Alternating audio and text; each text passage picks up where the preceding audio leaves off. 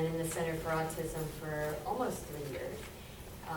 I have a full clinic here in the center. I see kids who are coming in for a possible new diagnosis of autism spectrum disorder.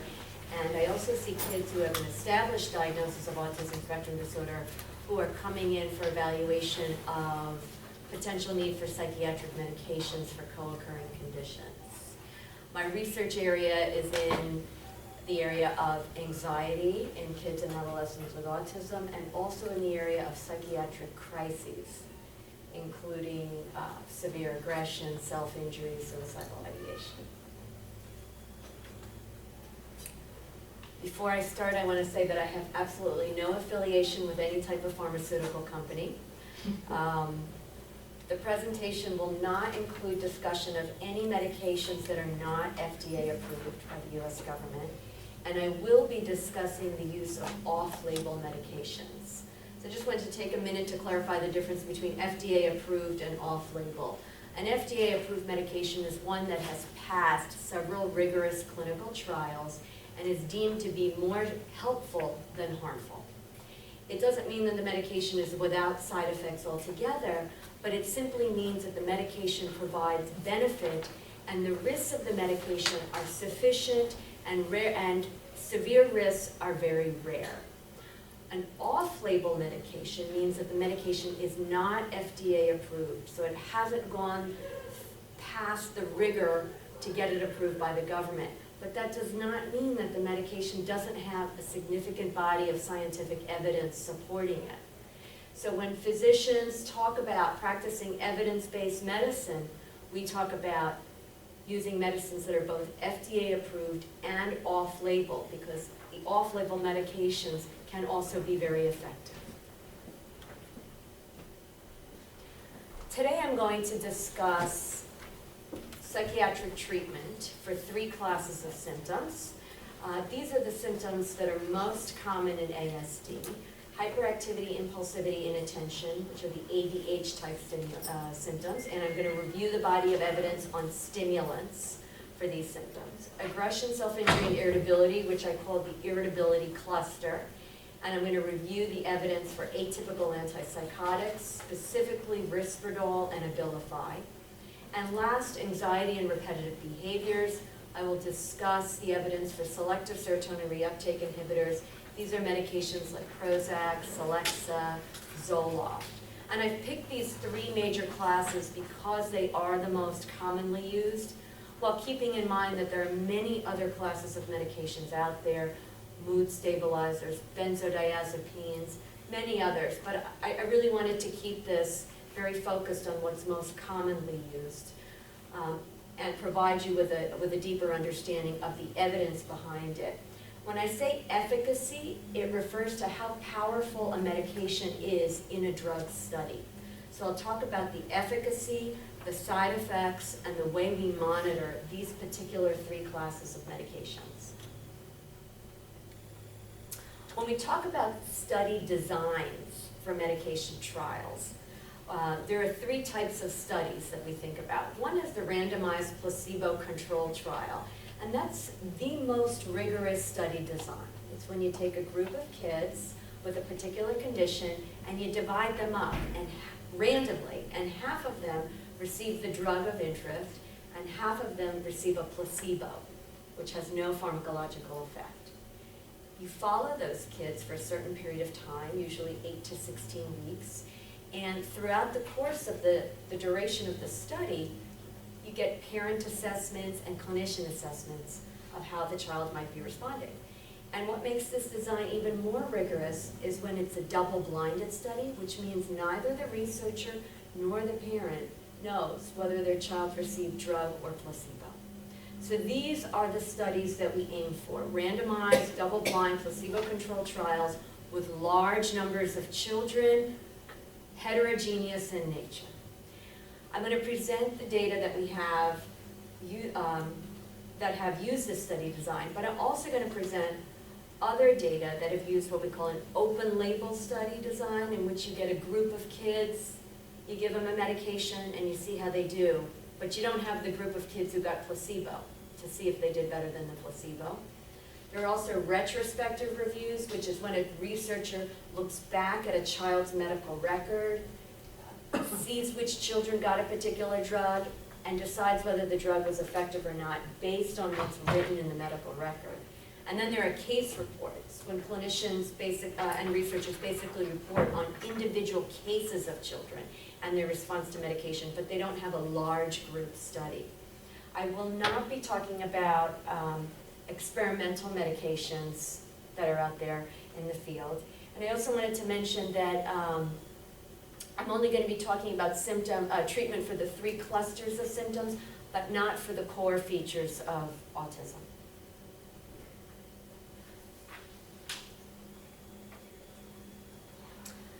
Children with autism receive a wide variety of services, primarily educational and behavioral.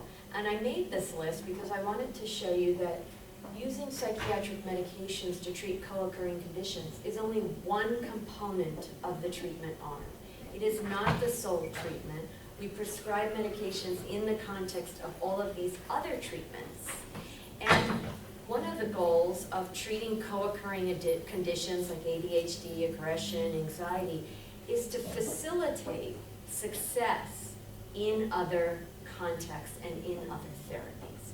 So if a child is in behavior therapy and just not responding, they're very irritable, they tend to have tantrums, they are very anxious. I'll often hear from a psychologist and say, you know what, we're trying all these interventions, we're trying to assess further, but the child is too irritable and we can't work with them. We need you to see them, we need to think about a medication trial, and the child will refer them to a psychiatrist. We will do a medication evaluation, prescribe something, always in conjunction with the behavioral therapist. They'll go back to the therapist and the therapist will say, so much better, we finished our assessment, treatments are actually working, the child is more available for treatment. So the goal of using psychiatric medications in kids with autism is to reduce the frequency and severity of co-occurring conditions, help the child be successful in all these other environments, maximize their adaptation, and improve functional outcomes across contexts. The next 3 slides I'm just going to present very quickly to just give you a brief body of prevalence data on how frequently medications are prescribed in kids with autism. And the data slightly differ depending on the sample that was studied. So this is a North Carolina survey. Parents of children with an affected child who were part of the Autism Society reported on whether or not their child was taking medication. And I just want to look at the right 2 bars. 46%, so almost 1 out of 2 kids was taking a psychiatric medication, and almost 10% were on 3 or more medications. And this is a national Medicaid sample across the US, and you see that the prevalence of medication use is higher, over 50%, and that 20% of kids are taking 3 or more medications. And so this 20% of kids who we call are receiving polypharmacy, more than 1 medication, are probably, we think they might be getting more meds because other services are less accessible to them. There might not be psychologists in the area. School-based interventions might not be optimal. They might not be getting enough speech and language services. So the prevalence of medication use ends up being higher to control symptoms. And this study was conducted right here at Kennedy from our Interactive Autism Network, or IAN. This sample is a group of parents who are part of an online community. They have at least 1 child with an autism spectrum disorder. And in this sample, the prevalence of medication use was much less, about 35%. So you can see the range varies, but it's still pretty common. Either 1 out of 3 or 1 out of 2 kids are receiving medication at some point during development, and anywhere from 10 to 20% are in need of 3 or more medications. When families come in for a medication assessment, we do a very thorough evaluation, and here in the clinic, I work with 3 other psychiatrists, and we all have very similar approaches. Our medication evaluations usually take 1, maybe 2 visits, and we do a comprehensive history. I won't cover all those points, but I'm going to focus in on the medication piece. The first thing we like in the history is to make sure that it's multi-informant. So I like to hear from definitely 1 parent, preferably 2. I also like to hear something from school teachers, therapist, counselor, or any outside professionals that the child sees. It's impossible to gather all of the information, just because it might end up delaying treatment, but over the course of time, I do like to gather some of this information. And it just provides different perspectives about how the child is doing in different contexts. Child may do better at home than at school, or better at school than in therapy, and so forth. And then we then focus in on what the problem behavior is, whether it's anxiety, severe ritualistic behavior, hyperactivity, impulsivity, talk about when it's at its worst, in what context it's, relatively minimal, how long it's been going on, whether it has ever posed a danger to self or others, what other treatments have been tried, what the child's current therapeutic program is in terms of school and ancillary services. So I really, again, keeping in mind that medication is one component of this. I also, obviously, we like to look at what the cause is. Are there any underlying medical issues? Is this coming from pain somewhere, a recent cold, a GI bug? Is this related to changes in the environment, a new one-to-one aid at school, an increase in writing assignments, more transitions throughout the day? Is it coming from changes at home? More family stress. So we like to figure out where it's coming from and how much are the symptoms interfering with functioning. And this is always the main question that I have, is how much are these symptoms getting in the way of learning, of family functioning, of social functioning, of language? Because once there's interference, that is my threshold to say, this warrants a medication adjustment, medication recommendation. And the interference is subjective, because a lot of times families or clinicians or professionals have gotten used to a behavior, and so they've accommodated the behavior so it doesn't seem that interfering anymore. But I always ask to take a step back. Are you adjusting your own behavior to make sure the child has less behaviors? And if that's a yes, then I usually proceed with medication recommendations. The other issue is sometimes behaviors are, frequent and pervasive, occurring throughout the day. Sometimes they're low frequency but high severity and intensity. I see kids who are having 1 or 2 explosive violent outbursts a month. And those situations, because of the severity, not necessarily the frequency, the severity and danger warrant a medication. So it really is an important area to assess in terms of frequency, severity, duration, impairment. And then the next important question is, are the parents willing to give medications a try? And this is such a difficult dilemma for parents. So I'm very understanding of this. And I have families come in that want to see me just to see what's out there, what the medication options are in case they go down that route. There are some cases where parents know we've tried everything possible, we're ready. And other cases where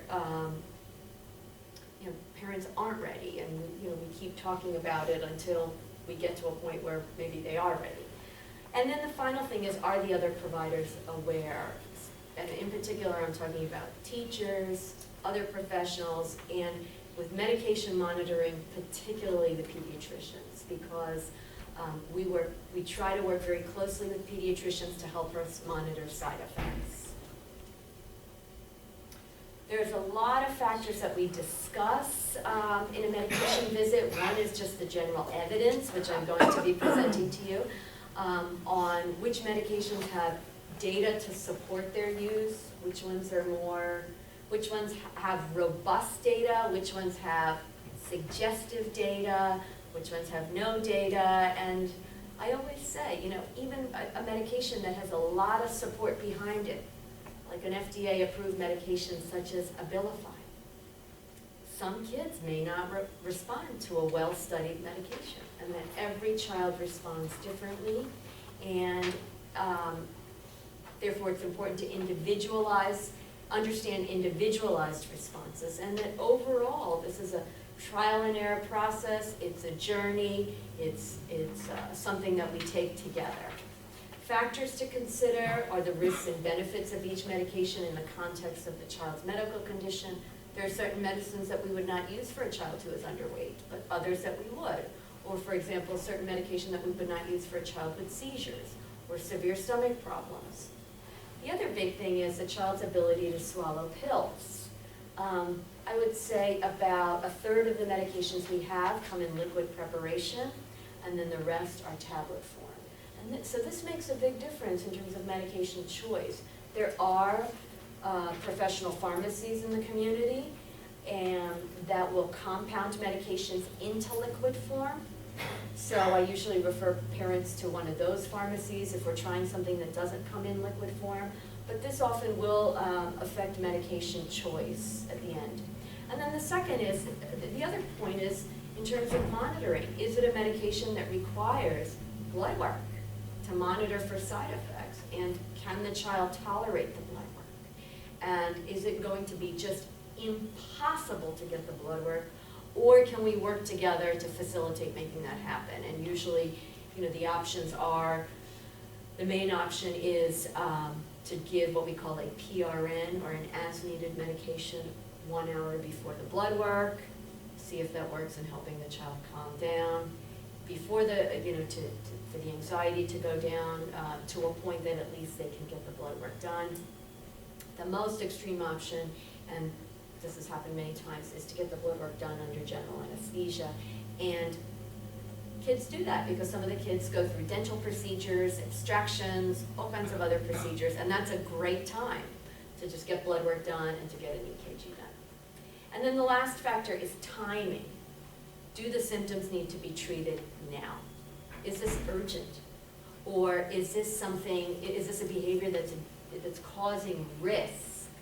And if so, we're going to choose something that acts quickly versus something that acts slowly. In terms of a general plan, we talk about measurable goals. So if the child is having aggression, I love when the school sends me behavioral data because I can see nice little graphs, what it looks like at baseline, and then a lot of times the schools will put in medication started, and they'll put a little arrow, and I can, you know, kind of use that as one source of information to track progress. So ideally, objective data is great, but a lot of times, the measurable goals really, to have measurable goals and to measure them really requires the parent involvement. So what we do is sometimes we we create tables during the session where parents can write the date, the episode, what happened, and so forth. And we come up with realistic outcome, like, you know, if a child's having tantrums 5 times a day, then maybe the goal is to reduce the tantrums to 2 times a day and make those tantrums less severe. Usually starting with a well-studied medication is preferable over something new or has something that has little evidence behind it. Generally, all of us start low, go slow. That's very easy to do when you have a medication that has a broad range of dosing. Even easier to do when you have liquid preparation because you can really titrate on the order of 2 milligrams at a time. Coming up with a monitoring plan, how frequently I like to see them, how they can reach me, when they need to see their pediatrician and for what. We think about what if this doesn't work? And we try to develop an algorithm for next steps. Sometimes it's hard to see way down the line, but we try to do that. And then we talk about the fact that sometimes, like I kind of, from doing this for so long, I can tell when a child's going to need more than one medication. And I will talk with parents about that. Like, let's try a little bit of this, and this will take care of this symptom, and this will take care of this symptom. So if they're co-occurring symptoms, they'll need different medications. Alternatively, aggression and irritability are often treated with risperidol and aripiprazole, and those medications have lots of side effects. So I might say, let's try a low dose of that, but we'll add a low dose of something else. So sometimes it's better to use lower doses of a couple medications than a high dose of one medication, depending on the medication side effect profile. And then the last, as I mentioned, is coordination of care with therapists, pediatricians, and other clinicians. I just have a couple slides now on how medications work. In the top left corner is a neuron, which is also a brain cell. We have billions of these neurons in our brain. And over to the left, where these branches are, those are called the dendrites. Those branches receive incoming information from another cell. That information goes into the middle, where that circle is. That's the cell body. That's like the neuron's headquarters. And then information gets transferred or transported down this beaded chain called the axon. And chemical and electrical information then goes out the end of the axon in those little buds. And you can see the square I have is the end of an axon bud, or bouton we call it, and that's magnified in the bottom right-hand corner. And you see that this bud comes right next to the dendrite of the next neuron. And that's how all these neurons are connected. And the way they communicate with each other is electrical and chemical signals go down the neuron, through the gap between neurons, and then to the next neuron. And one of the main means of communication between neurons is via neurotransmitters. And neurotransmitters are powerful chemicals that regulate emotion, sleep, pain, motor functions, you name it. Medications, psychiatric medications, work in that little gap between the neurons. And that gap is called the synaptic cleft. And what psychiatric medications do is they either work to increase the concentration of neurotransmitters in the gap, so more goes to the next cell, or they inhibit the intake and the uptake of neurotransmitters. So they alter the concentration of neurotransmitters in that synaptic cleft, and those changes end up becoming very detailed receptor, molecular, protein changes. And those changes are what result in a clinical effect, either improvement in attention, improvement in anxiety. Sometimes the effect of the medication in the synaptic cleft results in a quick change. So stimulants like Ritalin can work in an hour. Sometimes it takes a long time. So medications like Zoloft take 6 weeks to work. So whatever those changes are occurring in the cleft take a long time to result in a clinical or behavioral change. And this next slide shows that we have circuits in our brain. Our neurons form circuits. And those circuits are concentrated around specific neurotransmitters. So this, if you just look at the blue line, which is a serotonin pathway. Serotonin pathways go all the way up into the cortex of the brain, and then they go up in the middle of the brain. So these circuits are widespread. So when you take a psychiatric medication, it goes through your blood, it crosses the blood-brain barrier, and it enters the brain. It's going to affect a lot of parts of the brain. And so you're going to get some benefits, but sometimes that's how you get psychiatric side effects, because it affects areas that you don't want it to affect. So first I'm going to start by reviewing the evidence for treatment of ADHD. So this cluster of symptoms: inattention, hyperactivity, impulsivity. And thus far we do call it ADHD because it shares a lot of features that are similar to ADHD in children who don't have autism. And the main classes of medications to treat ADHD are the stimulants. That's really the largest class and the most commonly used. And then the non-stimulants. And most of the research in autism is related to the stimulants, and one stimulant in particular, and that's methylphenidate, which is short-acting Ritalin. So our data in autism related to stimulants is focused on Ritalin. And then there's some data on the non-stimulants, and I will present a little bit on the alpha-2 agonists, those are clonidine and guanfacine, as well as atomoxetine, which is Strattera. So this is the largest study of Ritalin, published in 2005 in a very prestigious journal, the Archives of General Psychiatry. It was conducted across many sites in the US, 72 children with autism, 5 to 14 years old.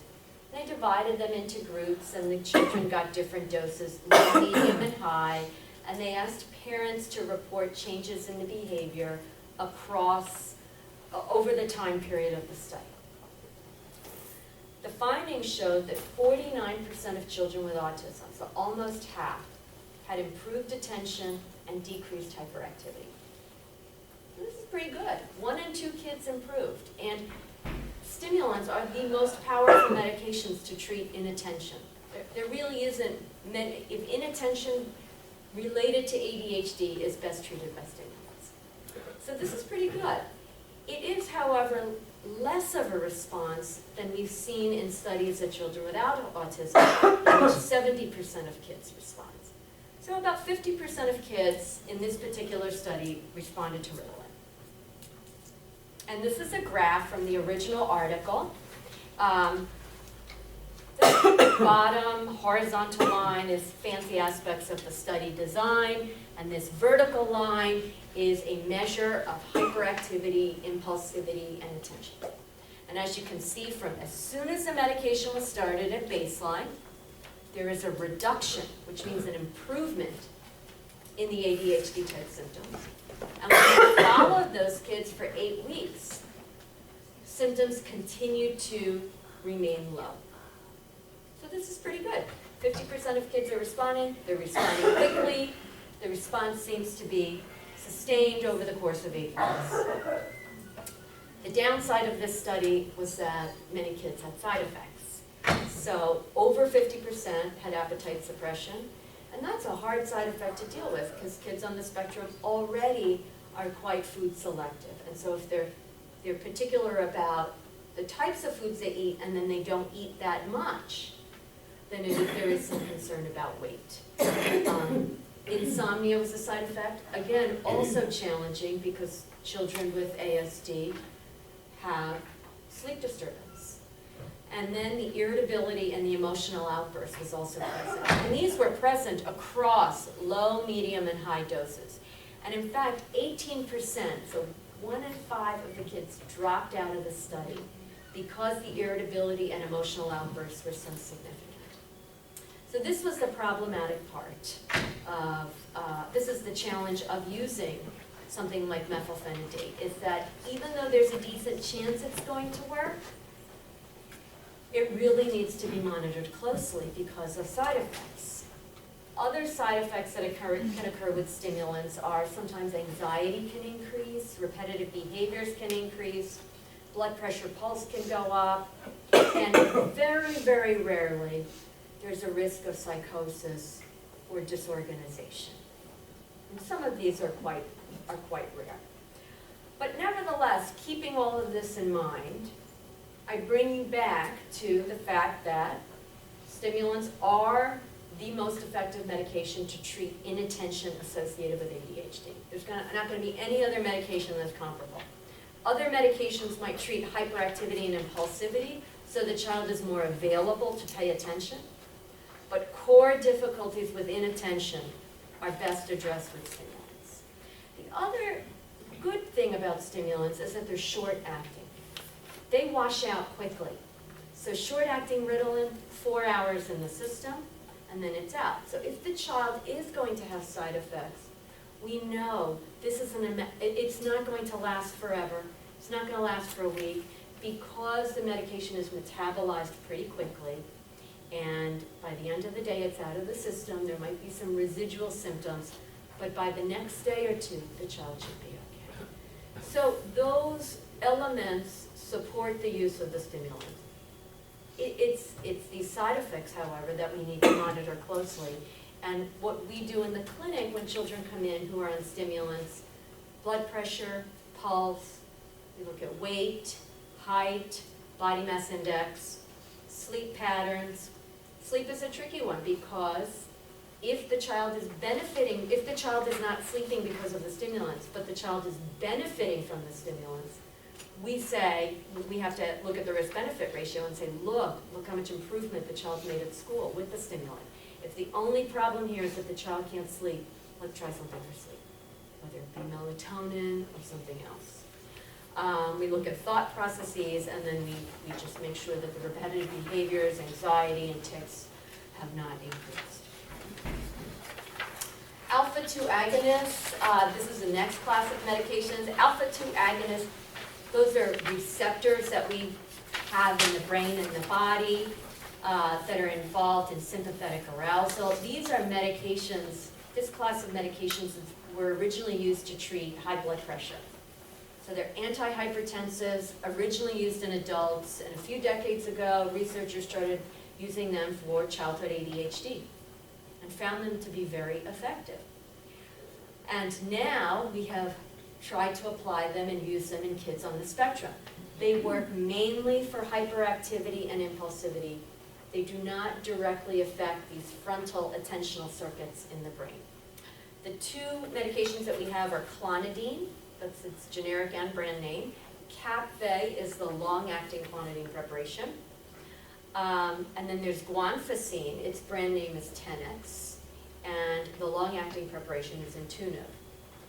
Clonidine is shorter acting, 4 hours, more sedating, and comes in a liquid. So that can be advantageous in several respects. Number one, it can be used in the school day. It's short acting. If it's used in the school day, it requires another dose at lunch, because if the child gets it at 7:30, it's out of the system by 11:30, 12. They need it for the next half of the day. It does come in liquid, so we can titrate very slowly to minimize sedation. Guanfacine or Tenex is longer acting. It's marketed to target attentional circuits in the frontal cortex, but I honestly haven't seen it actually improve attention. It's less sedating. It's longer acting medication. Intuniv lasts about 24 hours. It's in the system all the time. So that has the advantage of less frequent dosing. Since it's longer acting, guanfacine lasts about 6 hours. So it can be taken 3 times a day or twice a day, once in the morning and once after school. So again, depending on where the need is, some kids don't need any of this in the school. Some kids need it when they come home, and they've been holding it together all day to get through the school day. There's a lot of stress that has built up, and they come home and they're agitated and they're hyper, and they just let loose. The good thing about these medications is they have other uses besides hyperactivity and impulsivity. I use them for treatment of aggression. Sometimes I use it as what we call a PRN, or an as-needed medication for treatment of behavioral outbursts. We can use them for anxiety occasionally, just to decrease the arousal. And this is an excellent adjunct. These medications are an excellent adjunct to stimulants. One, the clonidine is an excellent medication to give at night for a child who's having insomnia secondary to stimulants. But second, if your child is on stimulants all day, particularly a long-acting stimulant that wears off by 5 o'clock, the ADHD symptoms rebound. And they're very active and unfocused and having trouble getting through routines, dinner, bath, bedtime.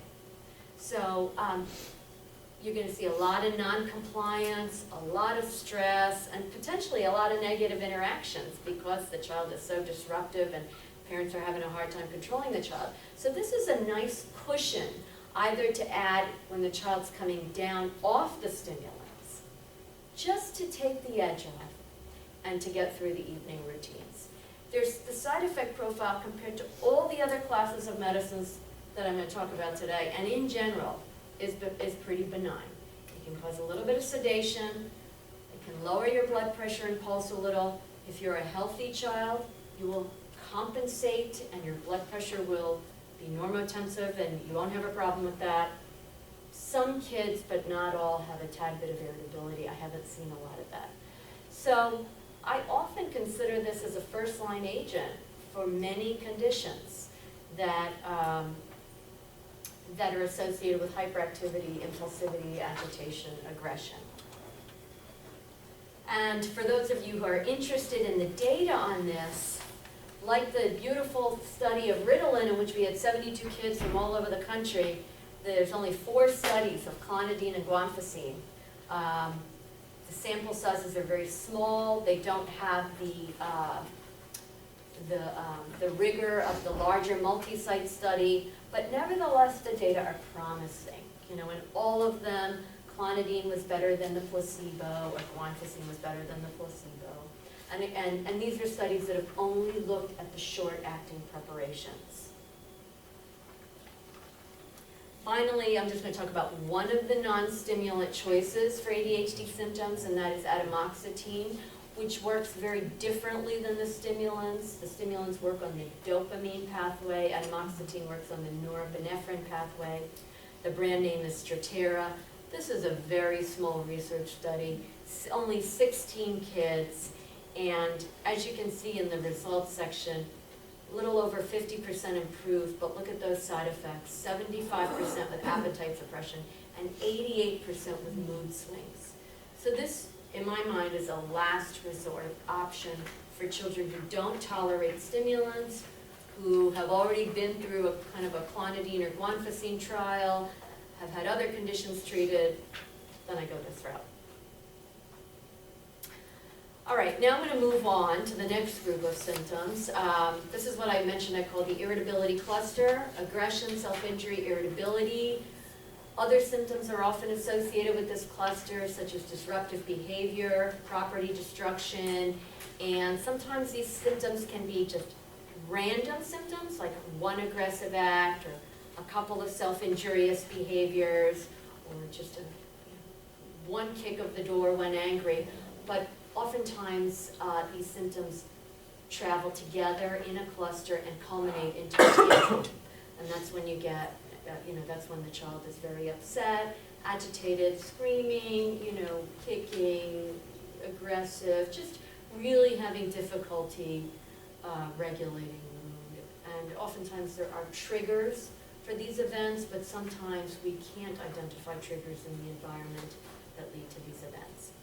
So the main classes of medications to treat these symptoms are the antipsychotics.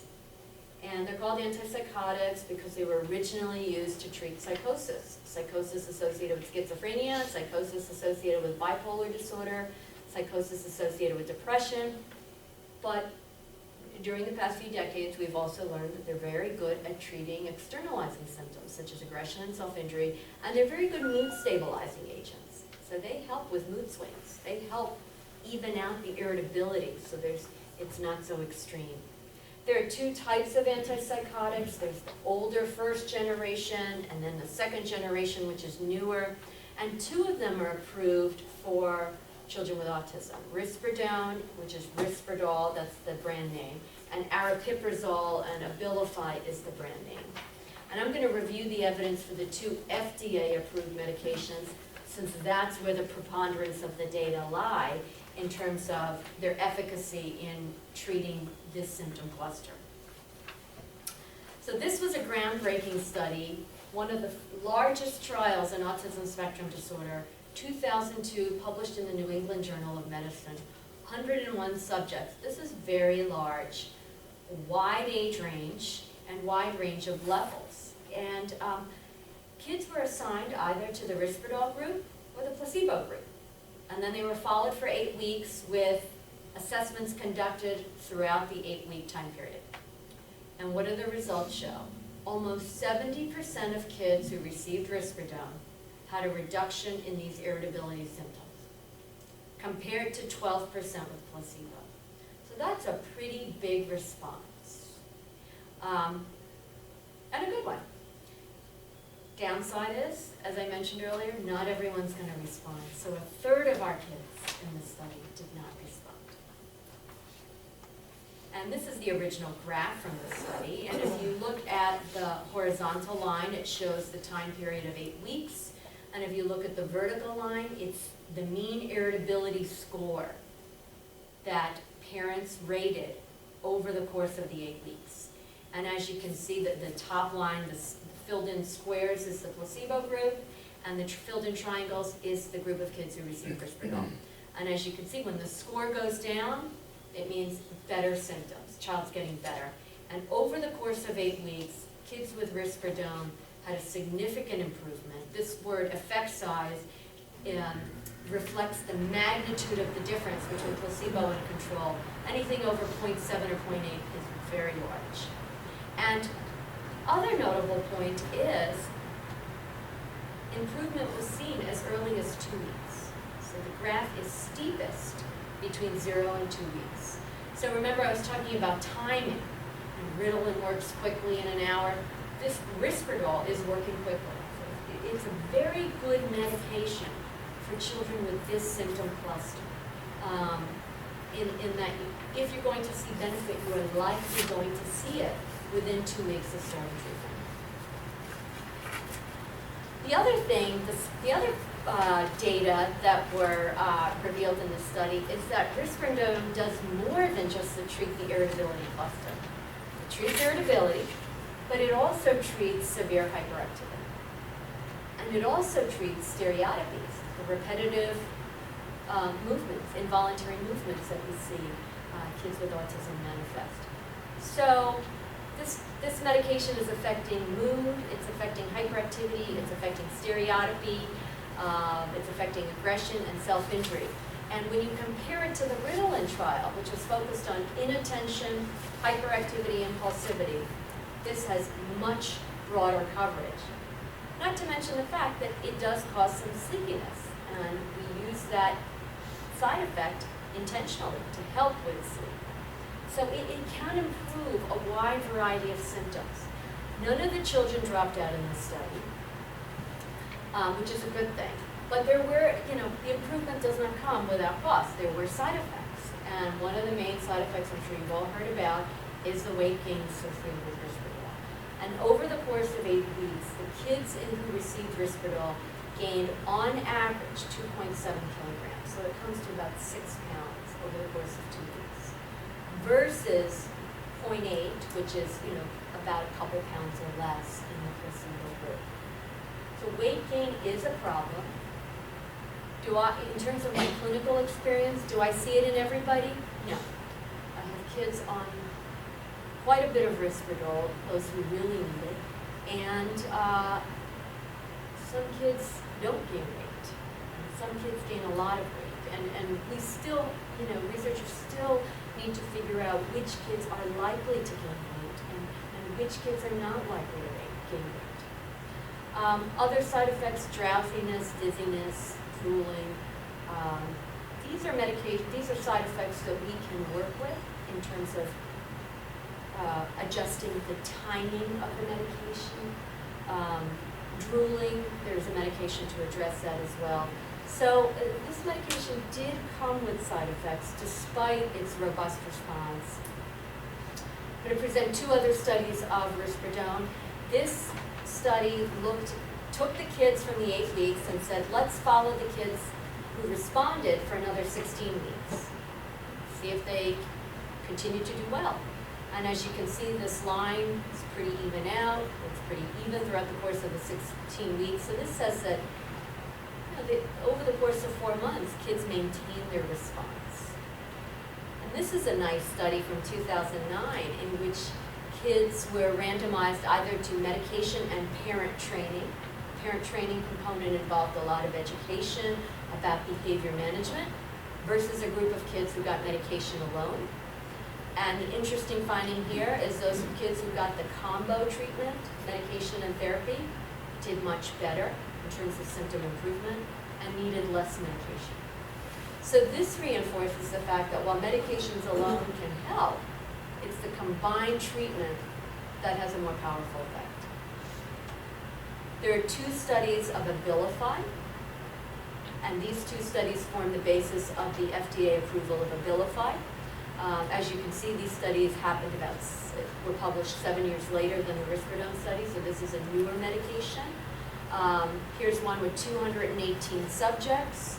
About average 50% of kids responded, And with Abilify, you see a less of a response. So with Risperidone, 70% responded. With Abilify, 50% are responding, 50% are not responding. But you still see that broad coverage. Hyperactivity got better, stereotypics got better, rituals got better, inappropriate speech got better. And this is a graph, again, showing that this top line of open triangles is the one you should look at. That's the placebo group. And all those 3 lines under it are the kids who got medication. And as you can see, the kids who got medication have lower irritability scores. And here the changes were seen in 1 week. And this is the second study of Abilify, 98 kids, 50% got better. And as you can see here in this graph, the top line is the placebo group, the bottom line is the drug group. Kids who got Abilify got much better. The response was seen within 1 week. So this is a pretty good medication, and the weight gain in these studies from the Abilify was much less than with Risperdal. It was about 3 to 4 pounds. So there's trade-offs. Risperdal, you're more likely to get a response, but you have to potentially deal with more side effects. Abilify, only 50% respond, but less side effects.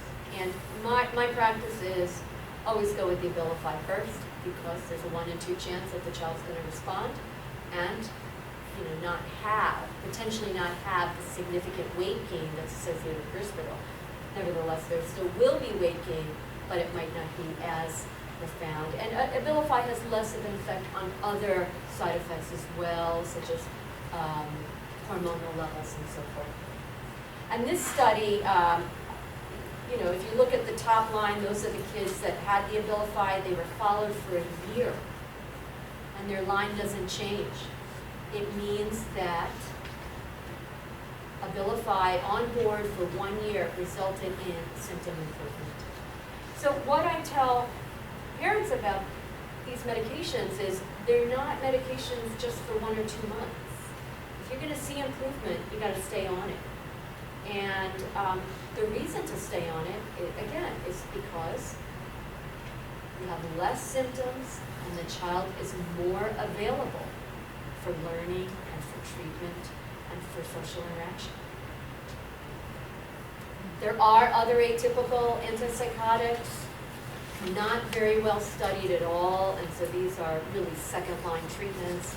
These are medicines like Zyprexa, Geodon, Seroquel.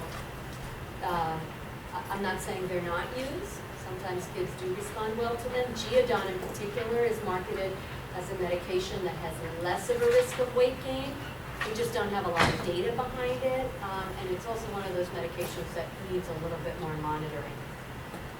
So atypical antipsychotics can cause lots of different side effects, metabolic, movement abnormalities, cardiac, and they require a lot of monitoring. And I know these side effects are really scary. It's scary to think of a young child or an adolescent having these side effects. But we do have a monitoring plan in place. And if we stick to the monitoring plan, we're going to try to catch side effects. We're going to try to adjust dosing. We might tweak the timing of the meds. We might lower the dose of the atypical and add something like clonidine. There's all sorts of things we can do. But the most important thing is working with the doctor very closely to stick to the monitoring plan. The last cluster of symptoms that I'm going to talk about are anxiety and stereotypic and repetitive behavior. Now, I've lumped these 2 symptom clusters together, but keep in mind that we really don't know how anxiety necessarily relates to stereotypic behavior. We think that in some kids, anxiety causes stereotypic and repetitive behavior, but not for all kids. And anxiety is actually it's a loose term. It's used very often when thinking about conditions that kids with ASD struggle with. And it almost seems ubiquitous. So many kids have anxiety. So many people have anxiety in general. But we're still trying to understand the construct of anxiety. And assessment of anxiety is very tricky because there's so much diagnostic overlap between symptoms of anxiety and symptoms of autism.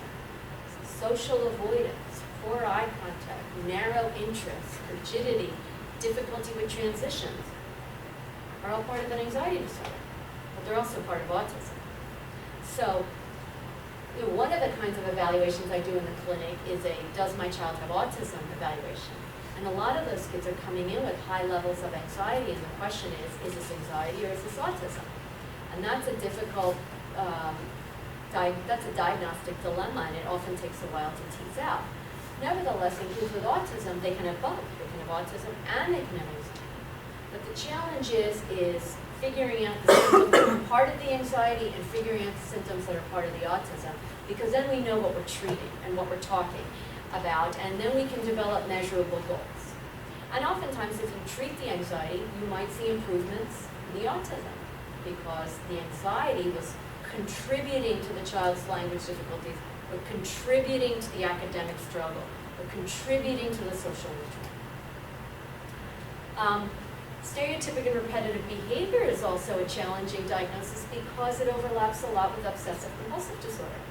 And we really don't know how these two conditions relate, stereotypic ritualistic behavior and autism, and obsessive compulsive disorder. And classic obsessive compulsive disorder is characterized by intrusive thoughts that are unwanted and don't feel good about bad things happening. And since in kids with autism we can't get that information, we see only the second part of OCD, which is the rituals. So again, I'm just presenting some of the diagnostic complexities with this symptom cluster. It's not as clear as what we call the externalizing symptoms. And they're called externalizing because we see those symptoms: hyperactivity, impulsivity, tantrums, irritability. Anxiety is more of an internalizing experience. And the repetitive behaviors we see, but we don't know if they're driven by internalizing experiences. So for now, clinicians and researchers are working under the underlying premise that perhaps the anxiety and ritualistic behavior in kids with autism share some common pathophysiological overlap with anxiety and OCD in kids without autism. And as a result, let's take those medications that we know work for anxiety and OCD and see if they work to treat anxiety and ritualistic behavior in kids with autism. And the